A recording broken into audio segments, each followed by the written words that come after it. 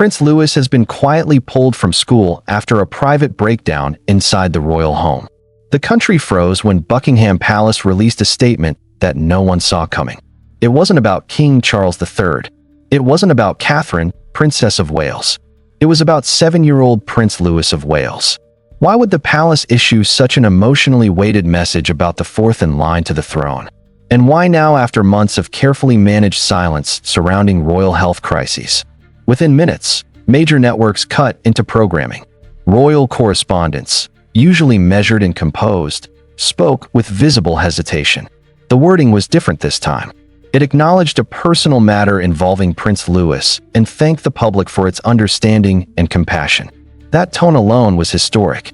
The monarchy does not often speak in emotional language unless something has shifted behind palace walls. And this wasn't framed as a scheduling adjustment or minor update. It carried gravity, finality. Hey, race, why this matters. For the past year, the British royal family has faced overlapping storms: the king's diagnosis, Catherine's prolonged recovery, public speculation about stability. Through it all, the Wales children were presented as symbols of continuity, calm, strength, normalcy. But now the youngest had become the center of concern. And when the youngest in a royal line is suddenly shielded from view, history tells us something deeper is unfolding. Insiders later revealed that even senior staff received no advance briefing, no controlled leaks, no soft rollout to friendly press. The statement came directly from the palace press office. That's unusual. Speculation ignited almost instantly. Was it medical? Emotional? Security related? The palace did not clarify, and that silence created a vacuum. Inside British homes, television stayed on longer than usual. Social media filled with messages of concern. Even those who rarely follow royal news felt unsettled. Prince Louis had become a beloved public figure, the child whose balcony antics brought lightness to national ceremonies. Now the tone had shifted from laughter to worry. But hey, race, the detail most people missed. Shortly after the announcement, Kensington Palace quietly contacted Prince Louis' school. Teachers were informed of temporary adjustments. Planned family appearances were postponed. Certain private engagements were canceled. A ripple effect. Something inside Adelaide Cottage had changed. And while commentators debated optics and succession narratives, those closest to the family described something far more human: a child reacting to months of uncertainty. Sources hinted that the emotional weight of illness within the household, first the king, then Catherine, had created anxiety that even adults were struggling to process. Imagine what that feels like to a 7-year-old, especially one raised in an environment where public composure is expected from birth. But the palace was careful. The statement emphasized privacy. It did not invite scrutiny, which only intensified it. Because when a monarchy known for restraint chooses vulnerability, it signals a line has been crossed. What was Prince Louis experiencing that required this level of protection? Why withdraw him from public life so suddenly? And why did this announcement feel less like protocol and more like a family reaching a breaking point? Within hours, cameras gathered outside palace gates. Reporters waited for clarification. None came, until Prince William stepped forward. And what he admitted next would shift the entire narrative.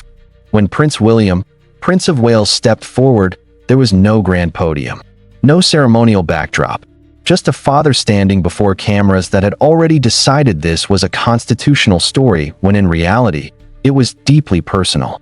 For several seconds, he said nothing. That silence carried more weight than any prepared statement could have. Then he spoke. Louis has been struggling. Not diplomatic phrasing, not institutional language. Struggling. The word echoed. In that moment, William was not speaking as heir to the throne. He was speaking as a parent trying to explain something fragile without exposing it to harm. And that distinction matters because it marked a rare departure from royal composure. He described restless nights, questions that came out of nowhere, a brightness that dimmed, and hey, race, where the narrative shifted. For months, the public had focused on the health of King Charles III and the recovery of Catherine, Princess of Wales. But William revealed something no one had fully considered: how those uncertainties were landing on their youngest child. Louis, he said, was trying to understand illness, absence, and fear without the tools to process any of it. Then came the moment that reportedly left even seasoned royal correspondents shaken.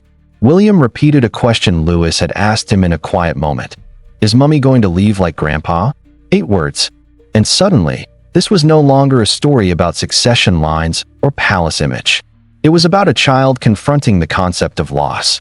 William admitted something else, something unusually candid for a future king. He said he hadn't immediately recognized the warning signs. That while balancing royal duties and public reassurance, he missed how deeply the changes at home were affecting his son. I was trying to hold everything together, he said, and I didn't see what was slipping through. There was no attempt to dramatize it. No embellishment. Just accountability. But Hay raised the question that lingered in the air. If the heir to the throne can overlook emotional distress in his own home while managing public crisis, what does that say about the pressure inside those walls? William described mood swings, withdrawal, moments when Lewis would shut down entirely. A child known for spontaneous laughter, now moving through days with visible hesitation. This wasn't rebellion. It wasn't mischief. It was confusion.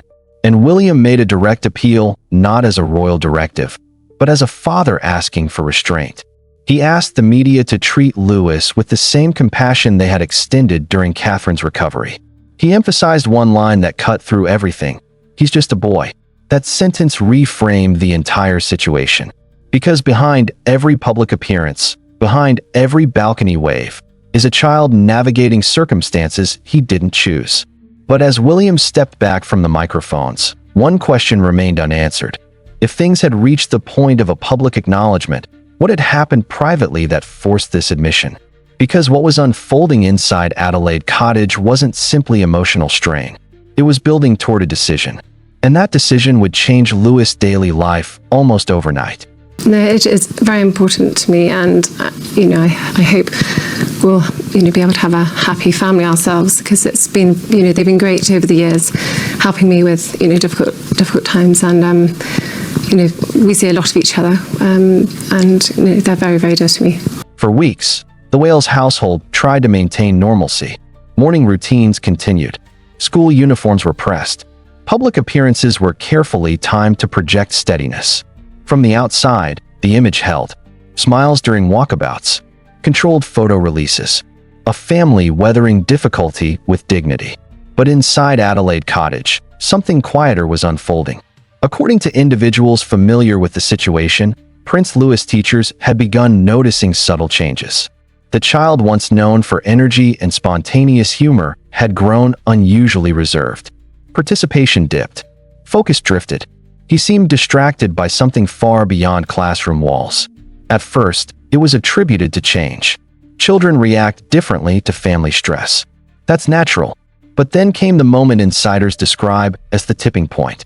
During a routine classroom activity, a classmate reportedly asked a simple question the kind children ask without understanding the weight behind it. Is your mum still sick? The room, by all accounts, went still. Prince Louis of Wales did not respond. Not immediately, not playfully, not defensively. He shut down. Teachers described a visible shift, eyes lowering, posture tightening. The conversation moved on, but he did not. That afternoon, he remained withdrawn. When he returned home, he reportedly refused dinner. By morning, he resisted going back. It wasn't defiance. It was overwhelm. Hay raised why this detail matters. For a child raised in extraordinary visibility, school is meant to be the protected space. The one place where titles soften and normalcy can exist. When that space becomes emotionally complicated, the foundation wobbles. And the palace understood that. Within days, quiet conversations began. Meetings between Prince William, Prince of Wales, and Catherine, Princess of Wales. Consultations with trusted advisors. Educational specialists brought into private discussion. But there was hesitation. What would headlines do with this information? How quickly would concern morph into speculation? The monarchy has long been wary of exposing children to narratives they cannot control. Still, the reality was becoming harder to ignore. Princess Charlotte, often described as protective of her younger brother, had reportedly been trying to anchor him, redirecting conversations, changing subjects when illness was mentioned, carrying a maturity beyond her years. But even she reached a breaking point. One evening, according to staff accounts, Charlotte became tearful while speaking to her nanny. He doesn't understand why she's not getting better, she said. That sentence reportedly devastated Catherine, because suddenly, it wasn't just Lewis absorbing the tension, it was both children attempting to manage emotions that adults themselves were still navigating. Behind closed doors, discussions shifted from image management to intervention. Therapy was mentioned. Temporary withdrawal from school was debated. Privacy safeguards were reviewed. And then, without advance notice, Prince Louis did not return to class. Parents received minimal explanation. Faculty were asked for discretion. No timeline was offered publicly. It was, in royal terms, decisive. But Hay erased the contradiction that deepened public intrigue. While the world continued seeing composed family photographs, internally the family had just made one of its most personal decisions in years. What does it take for a future king to prioritize emotional stability over optics? And what conversations had led to that line being crossed? Because the withdrawal wasn't just about a classroom question. It signaled acknowledgement that something fragile needed protection. Yet even with that action, uncertainty remained. Would this be temporary? Or was it the beginning of a broader shift in how the modern monarchy shields its youngest generation? Incredible charities doing really great work, but felt that we could give more, and how could we do that? And so the foundation idea sort of bubbled up as a sort of vehicle to be able to do more when we walked away from these engagements. The withdrawal from school was not impulsive. It was the result of a private meeting that insiders describe as one of the most emotionally charged conversations Prince William, Prince of Wales, and Catherine, Princess of Wales, have faced as parents. On the surface, the monarchy projects endurance, continuity, stability through turbulence.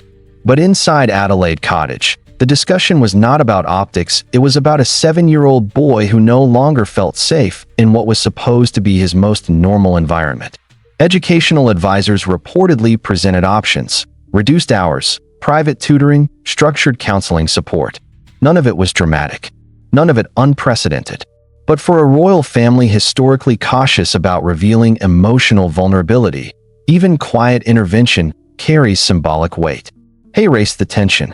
The modern monarchy has worked carefully to appear relatable, open conversations about mental health, public acknowledgments of grief, campaigns around emotional well-being. William himself has long advocated for those causes. But when the issue becomes personal, when it affects your own child, the stakes shift. Because once something is acknowledged publicly, it can never return to anonymity. Sources suggest that Catherine, still navigating her own recovery, was the first to push for immediate change. Not out of panic, out of instinct. She reportedly expressed concern that Louis was internalizing fear, interpreting adult silence as something more ominous than reality. And children fill silence with imagination. William, balancing duty and fatherhood, faced a difficult realization. Protecting the institution could not come at the expense of protecting his son. So the decision was made quietly.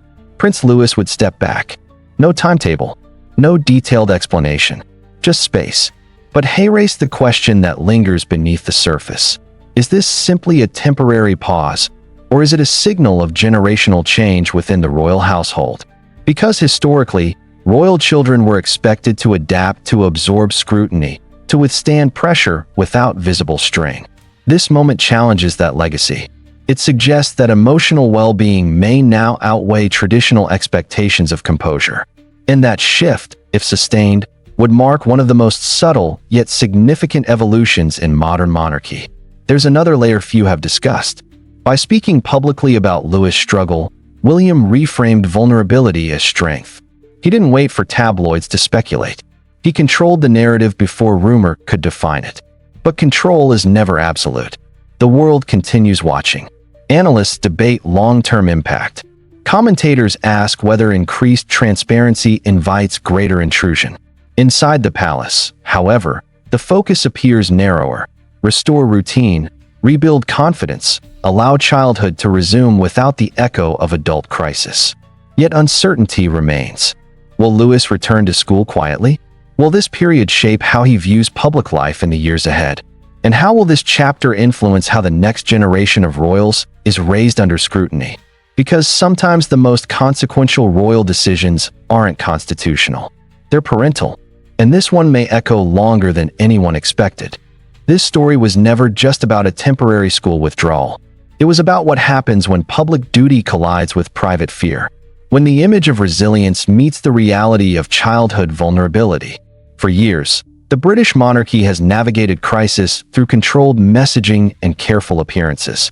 But this moment centered on Prince Louis exposed something different. It showed that even within centuries-old institutions, emotional strain does not discriminate. Titles do not insulate. Tradition does not prevent uncertainty from reaching the youngest members of the family. The unanswered questions remain significant. Will this experience quietly redefine how royal children are shielded? Will it influence how openly future heirs discuss mental health within palace walls? Or will the system gradually return to its default composed, measured, and impenetrable? What's clear is this: the most powerful shift may not be public at all. It may be happening in the daily choices of two parents deciding that protection means transparency, at least for now. And sometimes, the future of an institution begins with how it protects a child.